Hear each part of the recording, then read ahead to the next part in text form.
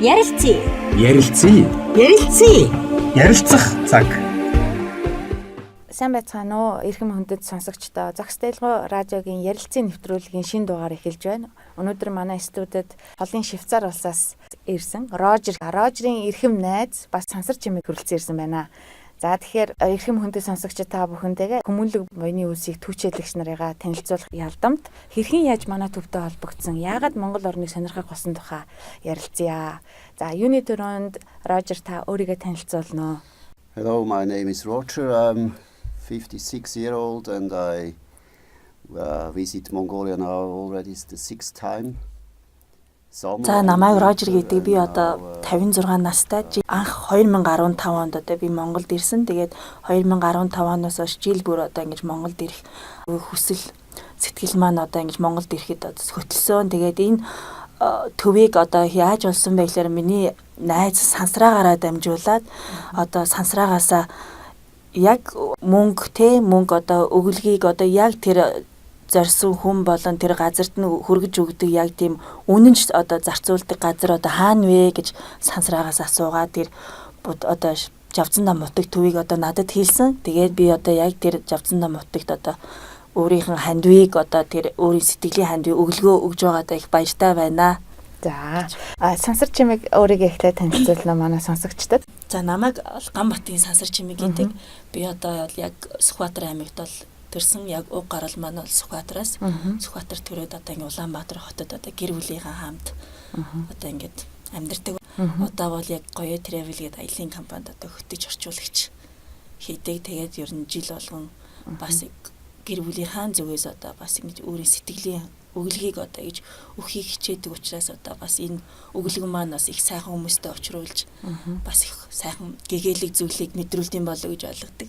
За үнэн хэрэгтэй бол сансар чимэг Рожер Дори сарыг манай төвтэй холбож өгсөн тийм ээ. Өнгөрдөг 100 Рожер Дори сар манай төв дээр бас хөрөлцөн ирээд сая 500 мянган төгрөг хандуулсан. Тэндээс бид нар 750 төвийнхээ үйл ажиллагаанд аваад одоо 750 мянган төгрөгийг нь малтай зэрэг хүмүүлгээ аянда зарцуулахаар нь хадгалсан юм аа. За тэгээ өнөөдөр 2 сарын 22-ны өдөр Рожер маань өмнө говьар явж байгаад өмнө говьар явж малчин найз нөхдөдтэйгээ уулзаад тэгээд хотод ирээд маргааш буцах юм байна. Маргааш буцахаасаа өмнө манай төв дээр ирээд дахин одоо малтай зэрэг хүмүүлгээ аянд маань сая 500 мянган төгрөг хандивлж байна. Бид бүхэн маш их баяртай байна. Хоёрдугаар Рожерийн одоо нарийн бичгийн дарга Лаура хэмээгт бас $50 өглөгийн буйнаа хавсарган өгч явуулжээ.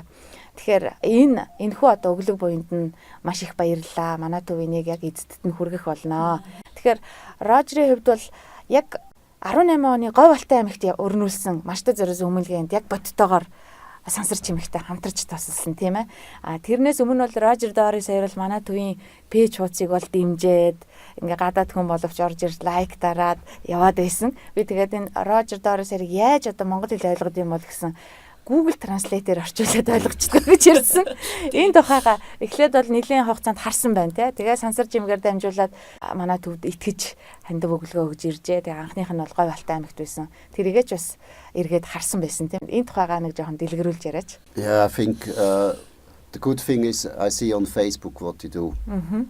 That's really nice. I see the people how they behave and you don't just give the people food. Одоо ингээд танаа төвийн одоо бүх одоо оруулж байгаа мэдээллээс ингээд харахад бол бүх хандив Улаанбаатарт төвлөрдгөө дандаа ингээд Улаанбаатараас гадагшаа хөдөө орон нутагт одоо ингэж хандив өгж байгаа нь надад их таалагдсан. Тэгээд ялангуяа одоо тэр ганцхан тэр хоол хүнс өгөөд идэггүй, дээрээс нь ингээл тоглоом, тэр малчин хүмүүсийг хөгжүүлэх одоо аюу сайхан байлгах бүхэл тэр юмыг хандилж байгаад нь одоо би их аюу талархалтай ханддаг. Тэгээ би өнгөрсөн 100 бол Монголд аялж байгаа хугацаанд нэг малчин залуухан хүүдээ уулзсан. Тэр их хүүгээс би чи Улаанбаатар хотод одоо амьдрахыг хүсдэггүй гэхэд тэр хүү маань одоо би тийм Улаанбаатар тий энэ Улаанбаатар шиг тийм хотод амьдрахыг хүсдэггүй би малчин одоо байж одоо аюу гоё их чөлөөтэй баймаар байна гэдгийг аюу хэлжсэн надад аюу талархалтай санагдсан. Тэгээ дээрэс нь Европт бол дандаа мөнгөний талаар ярьдаг. Монголд ирээд ингээ аялаад ихэд би тэднээс материалын мөнгнөөс илүү тэр гоё сэтгэл, эрх чөлөө мэдэрсэн. Тэгээд миний найз болгоно ган болдгээд ган болдынд бол би анх одоо жуулчин болж очиж исэн. Тэгтэл хоёрт нь бол найз дараагийн жилд нь бол найз болоод тэрний одоо энэ жил ихэд би ган болдын гэр бүлийн гишүүн одоо болсон. Эннээс одоо ингээд Европт бол одоо бидний яг хаанаас ч одоо олж харахааргүй тийм зүйлийг би бол Монголд олж мэдэрсэн. Тийм учраас би одоо Монголд аягүй их дуртай. За Рожер Дорис хоёр ер нь хідэн орноор аялсан бэ дэлхийгээр те. Тэгээд энэ олон орноос аялснаас яагаад Монгол ийм онцгой санагдаж ийшээ ирэх болов. За нэг нь бол мэдээж хэрэг эрх чөлөөтэй илүү одоо натур хүмүүс гэж штэ те байгаагаараа байдаг те. Тийм. Түүнээс гадна татагдах шалтгаан юу вэ? Цаашид ингээд үргэлж Монголтой хамт байх уу?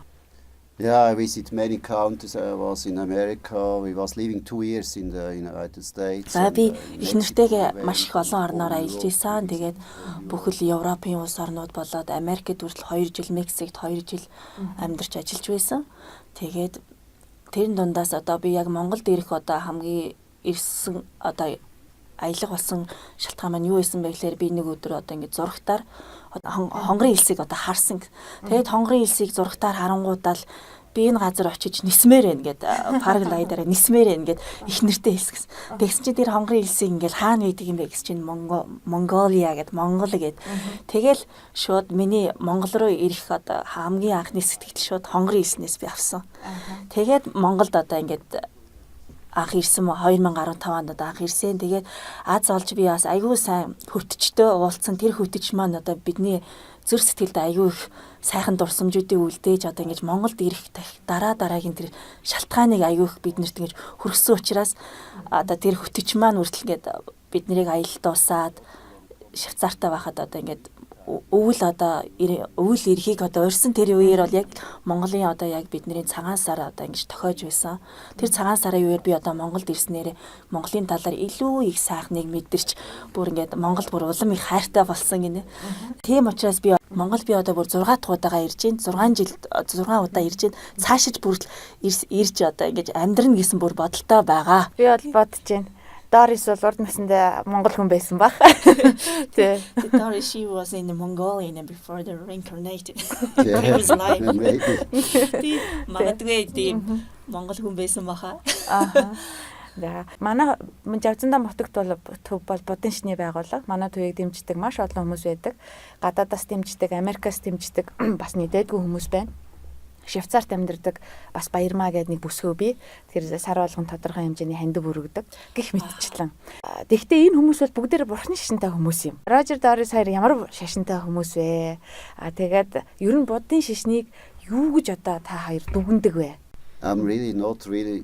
I'm not religious at all, but I have a lot of respect about Buddhism. Тэг яг үнэндээ би бол бурхны шашин болоод өөр юм шашин шүтлэггүй хүн. Тэгтээ би католик шашинтай гэр бүлд одоо өсөж төрсөн. Тэгтээ би бол бурхны шашныг буддийн шашныг бол бусад шашинтай харьцуулахад бол хамгийн одоо шудраг, хүмүүнлэг одоо тийм мөн чанарыг харуулсан одоо шашин гэж би боддог. Тийм учраас одоо ингээд миний өөрийн одоо сүнслэг би бол бид нар бол хүн тэр сүнслэг одоо шинж чанарыг байглаас мэдэрдэг. Тэр байгаль байхгүй бол одоо бас тэр хүний бас үзэх үзэл тэр одоо ертөнцийн мөн чанарыг одоо тайлбарлахад бол бас бэрх. Тийм учраас би одоо бас өөрийн тэр сүнслэг чанарыг одоо бас байглаас илүү мэдэрдэг гэж байна. Тэгээд монголчууд бол ялангуяа тийм сүнслэг мөн чанартай улсууд гэж би өөрөө их боддог тий. Ер нь бол манай далаа багш ч гэсэн их айлтж байна. Будын шашинт ч гэсэн тэгж үздэг. Хүн хийгээд амьтанд ямар нэгэн шашнаас үл ялгараад бусдыг хайрлах, инэрх, уучлах, өршөөх, бусдын сайн сайхан даган баясах тийм одоо чадвар, тийм одоо унган чадвар бол байгаа гэж үздэг те. Тэгэхээр хүн ямар шашинтай байх нь хамаагүй. Энийгээрээ би юу хэлэх гэж байгаа юм бэ гэхээр Рожер Дорис хоёр одоо ямар нэгэн шашин шүтдэггүй гэж байгаа боловч сайн сайхан зүйлийг одоо дэмжиж гин, хараад баярлж гин, өөрийн хувь нэмрээ оруулж гин тийм ээ. Тэгээ энэ бол надад маш сайхан санагдаж байна. За тэгээд Швейцарт амьдардаг монголчуудын үлгэрийн орн гэж боддог. Тэр оронд амьдардаг хүн Монголд байгаа малчтын хүнд хэцүү байдлыг тэднийг дэмжих ёстой гэдгийг ойлгож ухаарад тэр холоос ингээ сэтгэл зүрхэн нэгдээд бүр ингээ өөрөө хувь нэмрээ ирээд өгч гин тийм ингээ хандив өргөлөө өгөөд хараад даган байсаж гин. Тэгэхээр Би бол маш их баярлж байна. Швейцар гэр бүлийнхаа маань тийм ээ ингээд Монгол малчин өрхүүдийг дэмжиж байгаа. Хөдөө орон нутгаар явхад манай малчид ямар нөхцөл байдалд байх юм. Ер нь хагас фермержих хэрэгтэй юу? Ирээдүйд ер нь Монголын энэ яг сонгодог утгаараа үлдсэн нүүдлийн мал аж ахуй энэ чигээрээ байх боломж таны өөрийн чинь одоо бодит амьдрал дээр нь очиод харахад байх юм уу? Эсвэл ер нь нэг өөрчлөлт хагас фермержих хэрэгтэй байх юм уу? Ер нь ингээ бид нар малчин өрхүүдэд дэмжих ёстой юм уу? No, I think it's very important that you have herders outside because it's your tradition too. It's your. Тэр бол яг адилхан бодолтой байдаг. Яагаад гэвэл одоо Монголыг одоо ирж байгаа их олон жуулчдаас бол Монголыг одоо тэр малчин айл тэр бүхэл тэр боддоор тэр газрыг одоо үзэхээс үуч түүнээс тэр хотод байгаа Улаанбаатар ч юм уу Улаанбаатар хот л бол хот бусад орн Герман, Цюрих бусад жишгээрэл адилхан хот л бол хот. Тэндээс бол үзэх юм байхгүй. Гэтэл бид нар бол малчин айлаас бол их олон юм сурдаг. Хотоос бол юуж сурахгүй шүү дээ. Тийм учраас одоо ингэж би малчдыг одоо ингэж хүн маш их хүндэлдэг. Малчид маань өөрсдөө бас айгүй их ухаантай тэр ухаанлаг чин чанар маань юу гэхээр тэр газрын хөрсийг бас айгүй бодолцож үздэг. Дээрээс нь өвөлжөө, хаваржаа, намаржаа, зуншлаг гэд 4 удаа ингэж нүүдэг. Тэр их нүр их хөдөлмөрийг би бас маш их хүндэлдэг учраас тэр их одоо сайхан монголчуудын бас салшгүй нэг соёл заншил шүү дээ. Хэрвээ Монголыг одоо ингэж үзье гэхэд малчин хүнгүй, малгүй те 5 хошуу мал нь байх уу хинч Монголыг зорж ирж үзэхгүй баха. Тийм учраас одоо би бас Монгол малчтаар айгүй их бахархдаг гэж байна. Тийм үү яг л одоо манай яг Швейцарт үйдэг бидний өөрсдийн яг нөө баримталдаг тийм нэг юу гэдэг урай өг байдаг. Тэр нь юу байдаг вэ гэхээр нэг нь нийтийн төлөө, нийт нэгнийхэн төлөө гэдэг. Тийм зөв. Гадаад хүн биднээс илүү бидний энэ байгаа байдлыг ойлгоод байна шүү дээ, тийм энэ шүтэн барилга, харилцаа хамаарал. За тэгээд энэ дэлхийд дээр ганцхан үлдсэн сонгодог байдлаараа үлдсэн нүүдлийн соёл иргэн шиг үлдэх ёстой гэдгийг ингээ ойлгож яхад Монгол хүмүүс бид нар бас буруудахаасаа илүүтэйгээр те эхлээд судалж мэдээд бас дэмжих, үлдээх, өв соёлоо авч явах тал дээр анхаарах хэрэгтэй гэдгийг нэмж хэлье. За манай малчин өрхүүдэд дэмжиж гэдэг урайтай малчтад зориулсан хүмүүлгийн аян маань удахгүй хамгийн хүнд үеих хаврын үйлрэлд явагддаг. Ер нь бол одоо увс ховд бол нэлийн хэцүүцэн гэж сонсогдоод байгаа. Ажиглаж байна, судалж байна. За ингээ хандив мөнгөө зарлаад бид нар удахгүй малчин өрхүүдэд дэмжиж аянаа хийнэ. 100 өргсөн Рожер Доор саярынхаа 750 мянган төгрөг өнөөдөр өргсөн сая 500-аа нийлүүлээд за ингээд хүмүүсийнхаа хандив өгөлгөөр малчдад очиж туслах болно. Рожер хоёрт хандаж хэлэхэд тийм ээ. Тэгээд та хоёрт маш их баярлалаа. Бид нар Малтаа бол одоо ингээд өвс тижэл авч явдаг. Малчтай болохоор бид нар тодорхой хэмжээний хоол хүнс өгдөг. Бас ингээд малчтынхаа болон малчин хүүхдүүдийнхаа оюун ухааныг дэмжихийн тухайд бид нар олон төрлийн ном, одоо сургууль хүмүүжүүлэх номнууд авч явд юм аа. Тэгээд бидний энэ олон талт сайхан хүмүүлгийн аяныг дэмжиж явдаг Рожер Доор саяртаа маш их баярлалаа. Сансар чимэгтээ маш их баярлалаа. Цаашдаа бид бас олон сайхан үйлсийг хамтдаа бүтээнэ хаа гэж итгэж байна. Эрдэнэт хүмүүнийг төрлийг олж төрсөн бол хүн бусдад тусдаа орших хэрэгтэй. Хүн төрлөختөн гэж бид нар ярьдаг. Төрлөختөн гэдэг үгийг бодны шишний утгаараа л чадварлаг гэж орчуулдаг юм байлаа. Энэ нь юу гэсэн үг вэ гэхээр бусдын тусыг бүтээх чадвартай гэж тийм. Тэгэхээр одоо энэ хүн болж төрснийхээ хэргийг тэр гаргаад алс холын орноос одоо унган байглаараа үлдсэн гэгддэг Монгол улсыг маань хайрладаг, малчин өрхүүдийг дэмждэг Рожер Доор саярдаа мөн сансар чимэгтэй ажил амьдралд нь маш их сайн сайхныг өрөө. Тэгээд урт наслаараа, удаан жаргаараа эрүүл саруул оршоорой гэж хүсээ өрөөё.